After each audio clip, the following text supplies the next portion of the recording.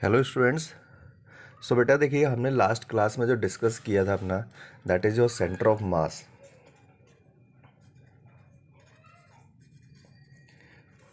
ठीक है, तो आई थिंक सभी को अब क्लियर है सेंटर ऑफ मास क्या होता है। ठीक है, सेंटर ऑफ मास की पोजीशंस हम कैसे निकालते हैं। दैट्स योर, अगर हमें position vector R C M, it will be your M1 R1 plus M2 R2 plus dot dot MN R N divided by M1 plus total mass. Right, अगर हमें coordinates निकालने हो, ठीक है, तो कोऑर्डिनेट्स की फॉर्म में यानी XY Z वो भी हमने कैलकुलेट किया हुआ है। XCM आपके पास में M1 X1 plus M2 X2 dot dot MN XN, right, divided M1 plus M2 plus MN। Similarly YCM में ये आपका M1 Y1 आ जाएगा, M2 Y2 आ जाता है। ठीक है, MN Y divided by M1 plus M2 plus MN and ZCM M1 Z1 plus M2 Z2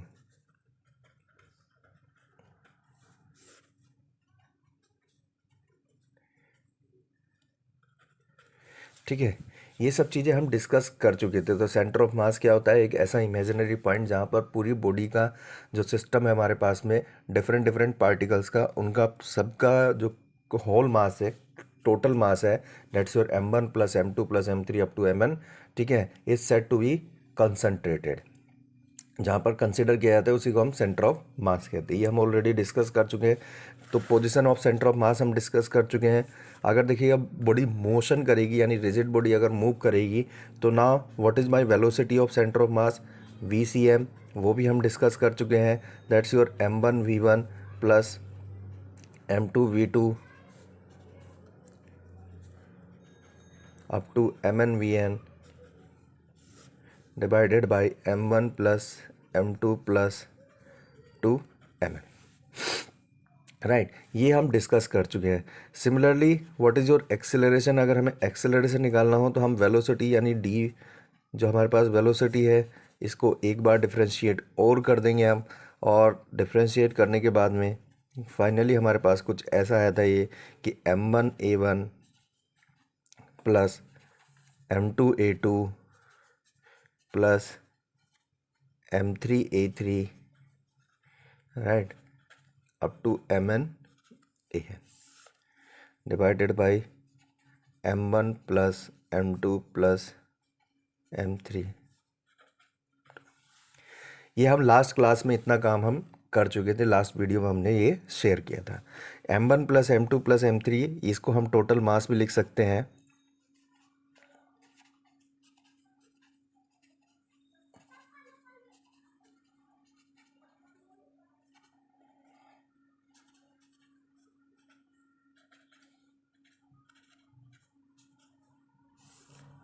that is your total मास से M। ठीक है, तो अगर हम इसे ऐसे भी लिख सकते हैं कुछ,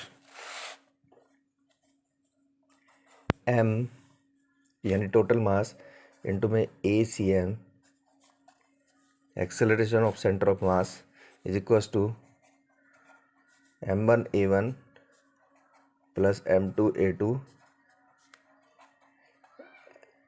M3 A3 up to MN AN. What are these? These are your M1 A1 M2 A2 means these are the forces, inertia force experienced by individual particles. ठीक है, and that's your total mass into में centre of mass. Centre of mass पे क्या act करता है, आपका total mass ही act करता है। तो हम ये कह सकते हैं दिस इज द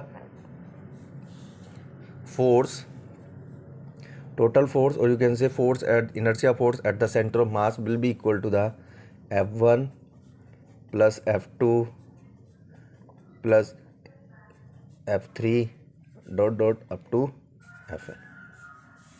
यानी जो हमारे पास में जो सिस्टम है जिसमें n नंबर ऑफ पार्टिकल्स हैं, ये एक दूसरे पे क्या लगाते हैं, M1 M2 M3 ऐसी अप टू Mn, ये एक दूसरे के साथ फोर्सेज इंटरेक्ट करते हैं। तो जो फोर्स इंटरेक्ट करते हैं, जो टोटल सम होगा हमारे पास में सिस्टम का, जो कि आपका मान लिया ये पूरा बॉडी का एक सिस्टम बना लिया हमने, इसका सेंटर ऑफ मास ये है, तो ये जो टोटल फोर्स लगाएगा FCM, ठीक है, that will be equal to the sum of all individual forces by the particles. ठीक है, तो हमारे पास में ये एक ऑब्जर्वेशन आया कि अगर हमारे पास में जो भी एक सेंटर ऑफ मास है, जो टोटल फोर्स लगेगा सेंटर ऑफ मास का, that will be the sum of mass of individual sum of forces by the individual particles. Clear. या फिर अगर हम किसी भी बॉडी पे फोर्स लगाते हैं, ठीक है, कोई एक्सटर्नल फोर्स लगाते हैं, तो वो सभी पार्टिकल्स पे इक्वली डिस्ट्रीब्यूटेड होगा। ठीक है, तो ये कॉन्सेप्ट हमें याद रखना है सेंटर ऑफ मास की। जब हम बात करेंगे पोजीशंस कैसे चेंज हो रही हैं, तब हमारे लिए इम्पोर्टेंट होगा। नेक्स्ट जो टॉपिक है हमारे लिए बेटा आज के लिए, जो सबसे इम्पोर्टेंट टॉपिक हमें डिस्कस करना है, that is your cross product of your vector.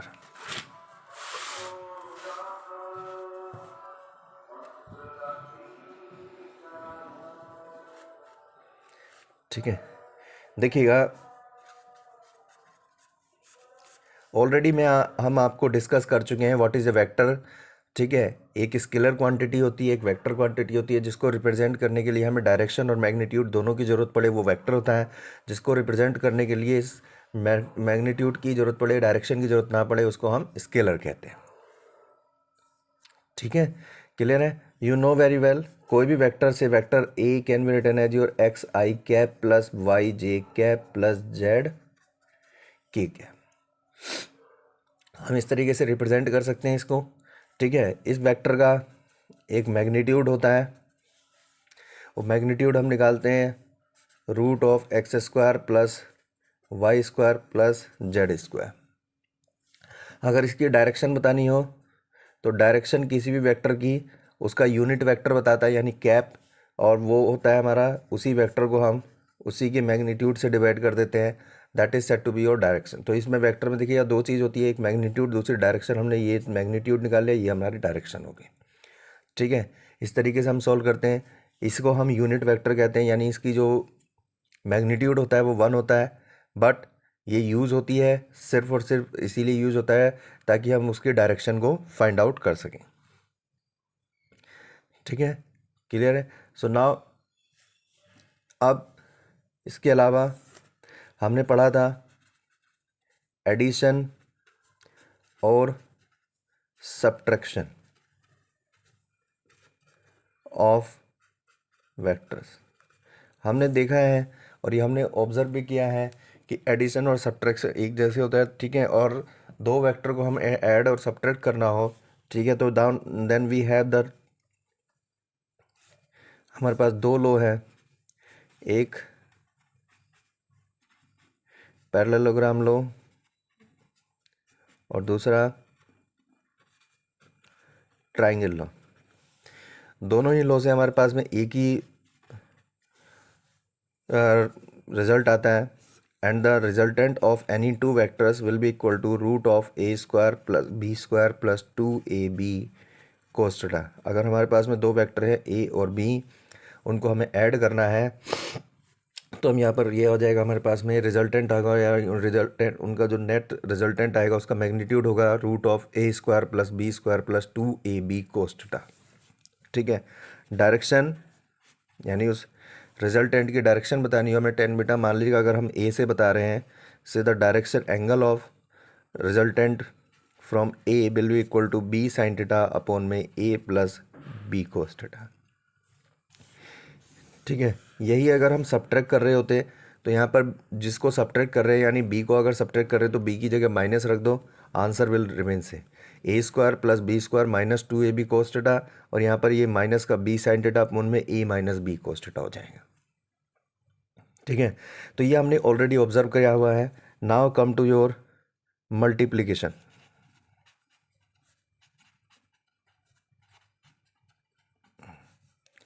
Multiplication of vectors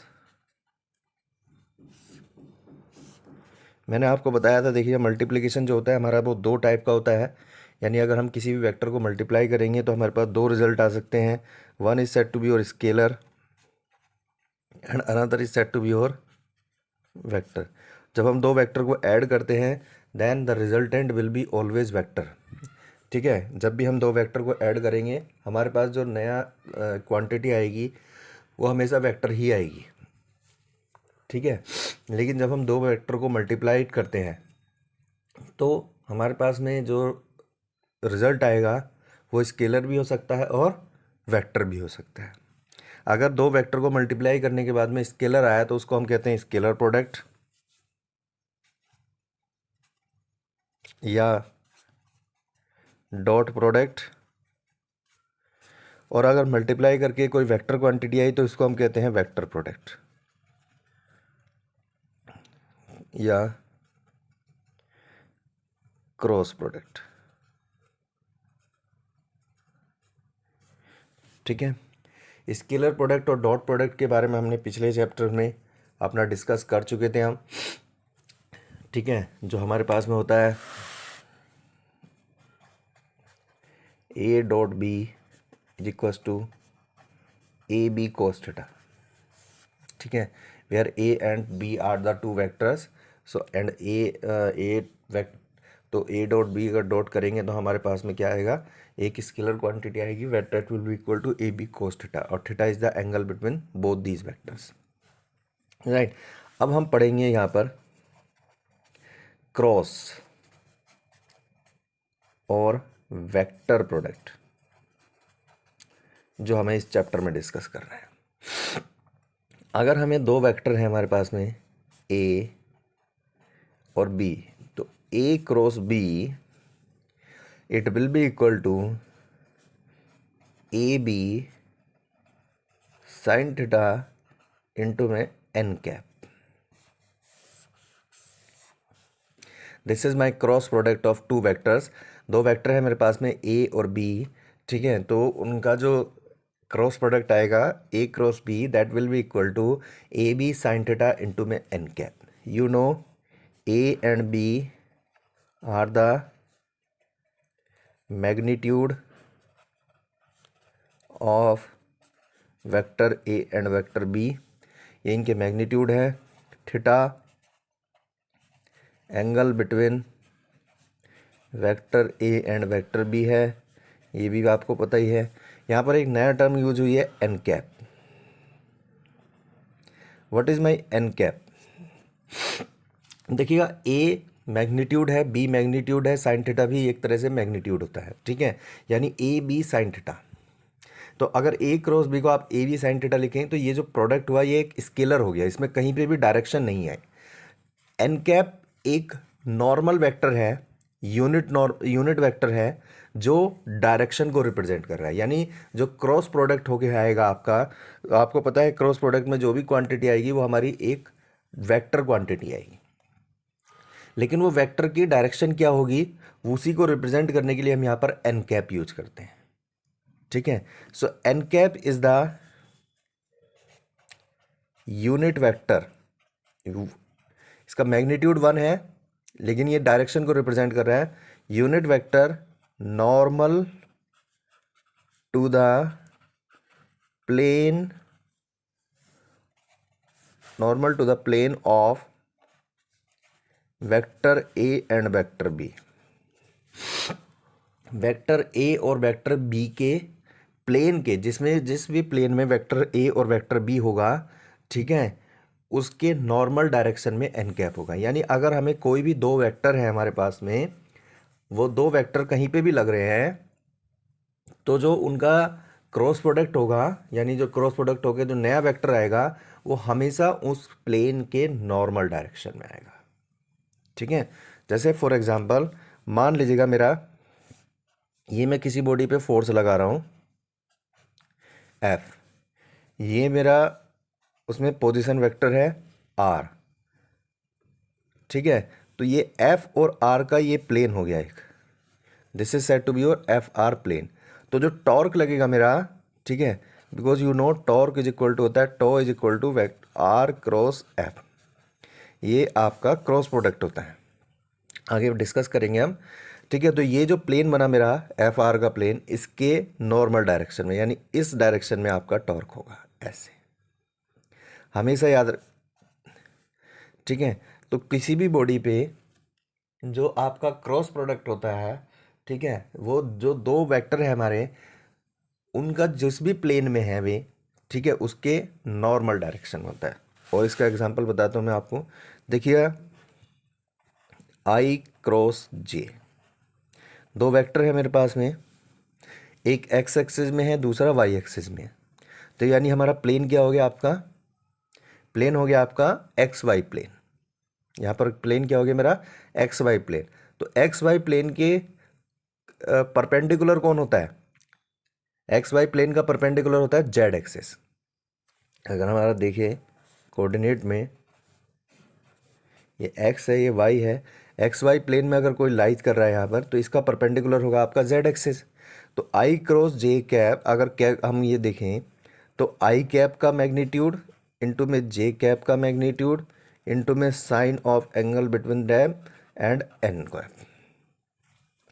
ये यूनिट वेक्टर है, इसका मैग्नीट्यूड 1 आई का यानी एक्स का वाई के साथ angle 90 degree.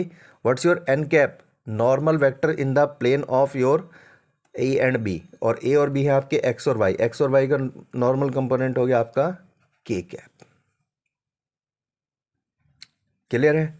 So now it's your 1 sine 90 भी 1, तो 1 इंटू 1 और ये के कैप। तो यहाँ हमारे पास आ गया I cross J cap is equal to K cap. यही चीज़ आई क्रॉस जे कैप आपकी जब हम डॉट प्रोडक्ट करते थे तो ज़ीरो आती थी, ठीक है। तो हमने ऑब्जर्व कर लिया यहाँ पर कि I cross J cap is equal to K cap. Similarly J cross K that will be equal to I and K cross I is equal to J। ये हमारे पास में सीक्वेंस होता है, देखिएगा I J और K, I cross J K आ जाता है, J क्रॉस K I आ जाता है, ठीक है, और K क्रॉस I फिर J आ जाता है। डन है। अगर ये सीक्वेंस रिवर्स हुआ, जे क्रॉस आई कर दिया आपने, तो that will be your minus of K cap. यहाँ पर जे के क्रॉस जे हुआ, that will be your minus of I cap. I cross K cap किया तो that will be your minus J cap, because since A cross B is equals to minus of B cross A होता है,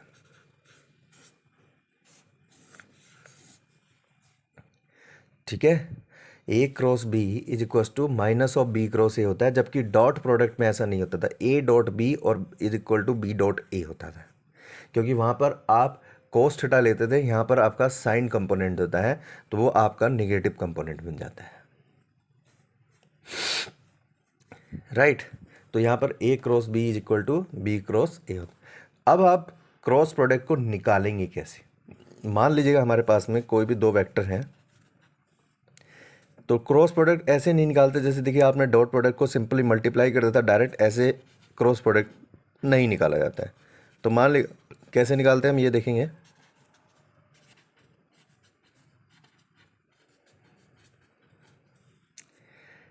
ठीक है, X I cap plus Y J cap plus Z K cap, और vector B है हमारे पास में A I cap plus B J cap plus C K cap, right. तो यहाँ पर हमें क्रॉस प्रोडक्ट निकालना है। क्रॉस प्रोडक्ट निकालने के लिए हम मैथमेटिक्स की एक टेक्निक का यूज़ करते हैं, जिसको हम डिटर्मिनेंट कहते हैं। क्या कहते हैं, डिटर्मिनेंट होता है ये, इस तरीके से हम यहाँ पर लगाते हैं। ये आप अपना 12th में पढ़ोगे, मैट्रिक्स और डिटर्मिनेंट्स। सो ए क्रॉस बी, आपको ए क्रॉस बी करना है। यहाँ पर हम लिखेंगे आई जे के, ठीक है। हमेशा आप याद रखेंगे डिटर्मिनेंट जो होता है वो एक स्क्वायर मैट्रिक्स होता है, यानी नंबर ऑफ रो और नंबर ऑफ कॉलम उसमें इक्वल होते हैं। ये होती हैं रो और ये होते हैं कॉलम। अब आई जे के लिख दिया हमने, पहला वेक्टर ए है पहले, तो वेक्टर ए है, तो वेक्टर ए के आई का कंपोनेंट आई के नीचे एक्स, जे का कंपोनेंट जे के नीचे और के का कंपोनेंट इसके, ठीक है, ऐसे लिख देंगे x I cap Y J cap Z K cap, तो एक्स वाई और जेड आई ऐसे। उसके बाद बी है तो फिर बी लिखेंगे हम ए बी सी, ठीक है। अब इसे सॉल्व करेंगे, पहले हम इसको पहले को पकड़ेंगे आई कैप को, तो आई कैप पकड़ेंगे हम।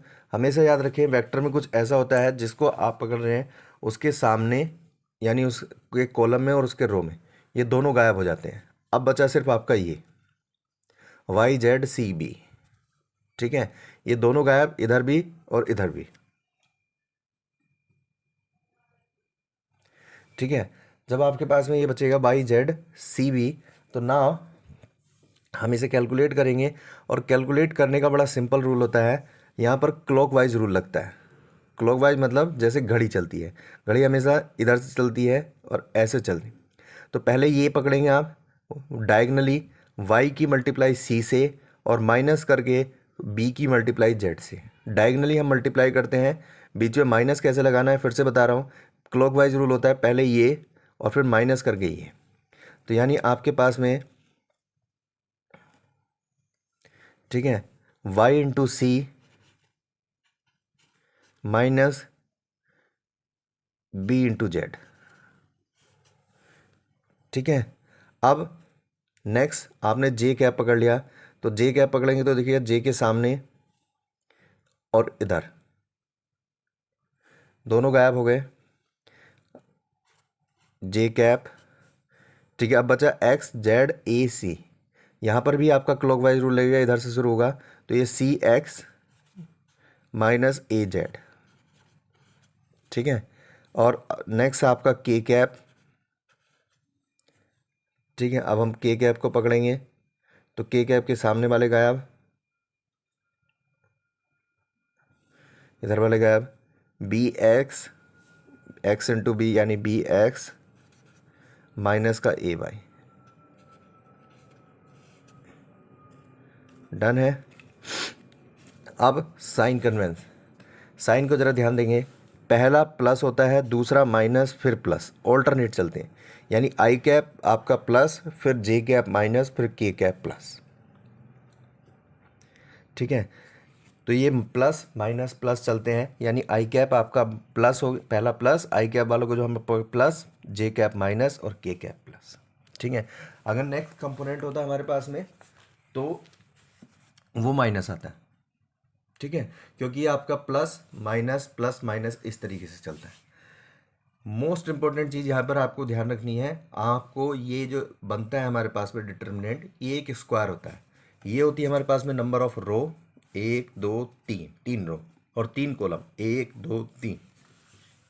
अगर मान लीजिएगा कोई वेक्टर आपको गिवन है जिसमें आपको आई कैप और वाई जे कैप ही गिवन है, के कैप गिवन नहीं है, तो आप सिर्फ आई कैप और जे कैप लिख के नहीं छोड़ेंगे, आप उसे के कैप भी लिखेंगे, वो 0 होगा, ठीक है। तो हम डॉट प्रोडक्ट में हम ऐसा नहीं करते थे, लेकिन यहाँ पर आपको आई जे के तीनों लिखने हैं।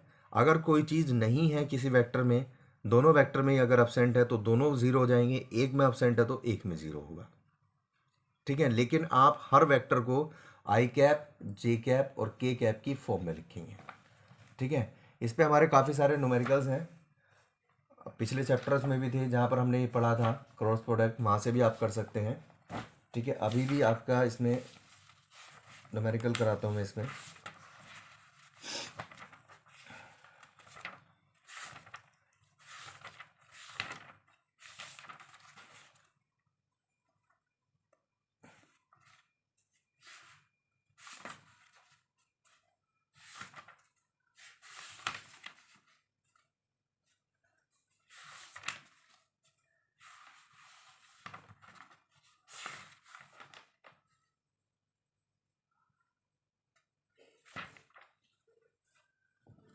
सो मान लीजिएगा हमारे पास में दो वेक्टर हैं,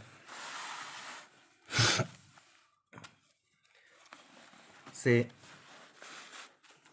there is a one vector A that is equal to 7 I cap minus 3 J cap और माइनस का 5k cap. And the second vector, vector b is equals to i cap minus j cap plus k cap. Sorry, this is i cap plus j cap और minus का k cap है। ठीक है, ये हमारे पास में एक वेक्टर है, दो वेक्टर हैं, आपको इनका क्रॉस प्रोडक्ट निकालना है। ठीक है, तो हम कैसे निकालेंगे? So vector A cross vector B, I cap J cap K cap. उसके बाद पहले ए है तो पहले ए 7 -3 -5 विद साइन, फिर बी है, देखिए अब 1 +1 और ये -1, यानी हमने जितने भी इनके कोफिशिएंट्स थे वो सब लिख दिए। ठीक है, अब हम पहले आई कैप को पकड़ेंगे। ठीक है, आई कैप को आपको पता है, आई कैप के सामने ये दिस वन और दिस वन बचा, सिर्फ आपके पास में -1 इंटू -3 इंटू -1, दैट्स योर +3। ठीक है, माइनस करके 1 इंटू -5 -5, तो ये -5 मल्टीप्लाई करके आया और बीच में माइनस ऑलरेडी है। ठीक है, इस चीज़ का ध्यान रखिए, 1 इंटू -5 और ये माइनस पहले से था। ठीक है, आई कैप माइनस का जे कैप, अब जे को पकड़ेंगे हम, तो जे के सामने ये गायब, 7 इंटू -1 बचा, माइनस का 7 और माइनस करके 1 into -5 again your -5। Clear? So now plus K cap, ये 7 इंटू 1 7, 1 इंटू -3 और माइनस करके 1 इंटू -3 अगेन -3। ठीक है, तो ये आ गया हमारे पास में। अब नाउ आई कैप, ये 3 माइनस ऑफ माइनस प्लस का 5 माइनस का जे कैप -7 +5 और ये प्लस के कैप इंटू में 7 + 3, ये आ गया आपके पास में 8 आई कैप और ये माइनस का 7 प्लस का 5 माइनस का 2 आएगा और एक माइनस बाहर भी लगा हुआ है तो प्लस का 2 जे कैप हो जाएगा और 7 + 3 10 K cap. This is my A cross B. ठीक है, तो यह है हमारा cross product A cross B. I think आपको समझ में आएगा। ठीक है, एक दो एग्जांपल और करता हूँ मैं इसमें। अच्छा, एक चीज़ और, now if two vectors are parallel, अगर दो वेक्टर पैरेलल होंगे then what's your A cross B? Then it will be equal to A B sine theta into में एन कैप। यहाँ पर दोनों वेक्टर पैरेलल हैं, पैरेलल मतलब थीटा 0 है तो ये साइन 0 आएगा यहाँ पर,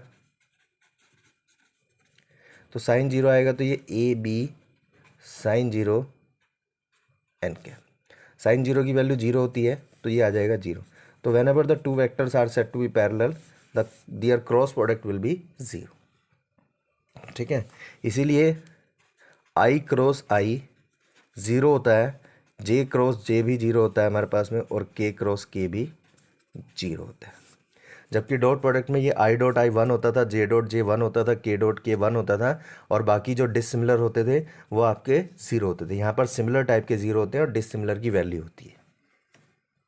राइट, तो ये एक और। अब मान लीजिए हमारे पास में और क्वेश्चन करते हैं हम। Say there are the two vectors, vector A is equal to 5 I cap minus का 3 J cap plus 7 K cap and vector B is equal to 2 I cap plus say 5 के कैप। ठीक है, अब हमें इनका क्रॉस प्रोडक्ट निकालना है, A cross B निकालना है। क्लियर है? तो now what will be your A cross B?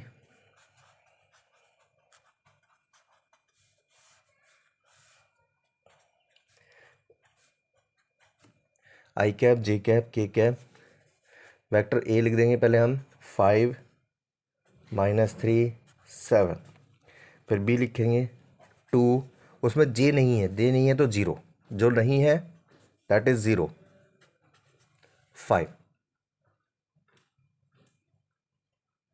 Right. So now पहले हम आई कैप को पकड़ेंगे, दिस इज -3 इंटू 5, माइनस का 15, माइनस करके 0 इंटू 7 0, माइनस जे कैप पकड़ेंगे, 5 इंटू 5 25, -2 7 14, ठीक है। फिर के को पकड़ेंगे प्लस के कैप, 5 इंटू 0 0, और माइनस करके -2 माइनस का 6, इट्स योर 15 आई कैप,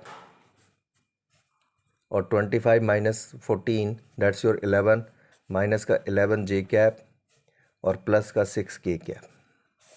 ये आ गया हमारे पास क्रॉस प्रोडक्ट। तो है बहुत ईजी, बस थोड़ी सी टेक्निक प्रैक्टिस करनी पड़ेगी आपको यहाँ पर, ठीक है, विदाउट प्रैक्टिस नहीं होगा। नाउ एक और क्वेश्चन मैं आपके लिए करता हूँ। से देखिए, दो वेक्टर है हमारे पास में, vector I 2 I cap plus 3 J cap, vector B, ठीक है, से 5 I cap plus 7 K cap. मान लीजिए कुछ इस तरीके से एक वेक्टर दे दिया है, सिंपली एक एक्स वाई प्लेन में 7 जी कैप, ठीक है। तो अब आप क्या करेंगे, ए क्रॉस बी, यहाँ पर मेरे पास में आई और जे गिवन है, यानी दो ही डायरेक्ट, तो आई और जे, ठीक है, रख के छोड़ देंगे, नहीं, बस इसमें यही ध्यान रखना है हमें आई जे के तीनों लेने, ठीक है। उसके बाद 2 3 के नहीं है 0, जो नहीं है वो 0 है, 5 7 0, लेकिन आप लेंगे ज़रूर क्योंकि ये स्क्वायर होना चाहिए। अगर आप के नहीं लेते तो देखिएगा नंबर ऑफ रो बनेंगे आपके पास में 1 2 3, और नंबर ऑफ कॉलम बनेंगे आपके पास 2, तो ये स्क्वायर नहीं बना, तो डिटर्मिनेंट से नहीं निकल पाएगा उसका, ठीक है। पहले आई कैप 3 इंटू 0 0, -7 इंटू 0 0, ठीक है। देन जे कैप 2 इंटू 0 0, -5 इंटू 0 0, ठीक है, और प्लस का के कैप, ठीक है, 2 7 14, माइनस 5 3 जा 15, तो ये देखिएगा ये 0 हो गए, 0 minus 0 plus 14 minus 15 that's your -1 के कैप। सो ए क्रॉस भी आ गया आपका यहाँ पर माइनस का के कैप सिंपल, ठीक है। तो ये क्वेश्चंस हमें प्रैक्टिस करने हैं, आपके असाइनमेंट में भी एक हमारा क्वेश्चन नंबर 3 है जो एनसीईआरटी का है, ठीक है, वो आपको प्रैक्टिस करना है ना, ठीक है। कुछ क्वेश्चन मैं लिख रहा हूँ यहाँ पर, से हमारे पास में दो वेक्टर हैं, vector A is equal to 2 I cap -3 J cap plus 9 K cap, vector B is equal to I cap plus K cap, right. Say vector A is equal to minus का I cap plus का जे cap plus 11 K cap, B is equal to minus का 5 I cap plus 2 J cap, ठीक है। Question 3 है, vector A is equal to say 2 I cap 5 J cap 7 की, ठीक है। Vector B है हमारे पास में माइनस का 3 आई कैप प्लस का 7 जे कैप माइनस का 13 के कैप,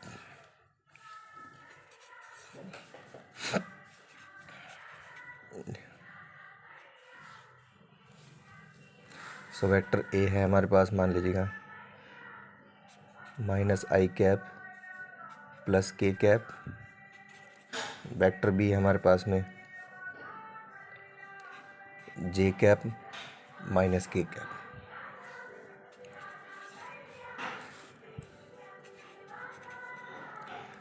ठीक है,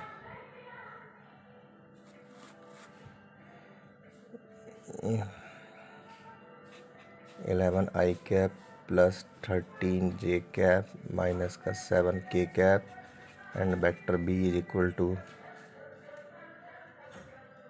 माइनस का 3 I cap plus 19 J cap और माइनस का से माइनस 19 के कैप। ठीक है, तो ये 5 क्वेश्चन है हमारे पास में। ठीक है, 5 क्वेश्चन पे आपको ए क्रॉस बी निकालना है। ठीक है, तो ये आप आफ्टर वॉचिंग द वीडियो, ठीक है, उसके बाद ये 5 क्वेश्चन आपको परफॉर्म करके अभी सॉल्यूशन इनका सेंड करना है। ठीक है, तो इन्हें नोट कर लीजिएगा, क्वेश्चन आपको शेयर करने हैं ये प्रैक्टिस के लिए। अब हमारी जो प्रैक्टिकल एप्लीकेशन है बेटा इसमें क्रॉस प्रोडक्ट की, वो है आपके टॉर्क निकालने के लिए। टॉर्क होता है आपका vector R cross vector F, वही हमें निकालना है। यहाँ पर हमारे पास में जो क्रॉस प्रोडक्ट हम यूज़ कर रहे हैं वो उसी एप्लीकेशन के लिए यूज़ कर रहे हैं। तो पहले आप ये क्वेश्चन प्रैक्टिस करेंगे, ठीक है, इसका solution, then we will discuss the torque in the next class.